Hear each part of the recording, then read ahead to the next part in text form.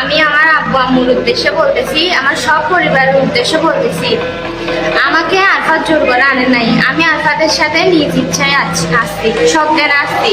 তোমরা আমাদেরকে পূজা বন্ধ করে দাও, এবং তোমরা যদি ওদেরকে কোনো রকমের ক্ষতি করার চেষ্টাও করো, যদিও বা ওদের কিছু হয়, তাহলে আমি নিজের প্রাণ নিজে দিয়ে দিব, তোমরা আমাকে পাবা না। আর এর আগেও আমার এরকম হয়েছিল, এর আগেও আমি এরকম করছি, তোমাদের প্রেশারে তোমরা আমাকে অত্যাচার করছো বলে।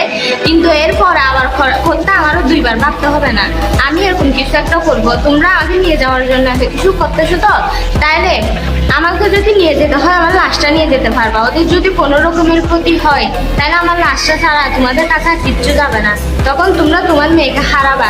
তাই বলতেছি, তোমরা আমাদেরকে পূজা বন্ধ করে দাও, আমাদেরকে খুঁজিও না। এবং যদি আমাদেরকে মেনে নিতে হয়, তাহলেও আরফাতের পরিবারের সাথে সুন্দর করে কথা বলে সবগুলা মিটমাট করে নাও।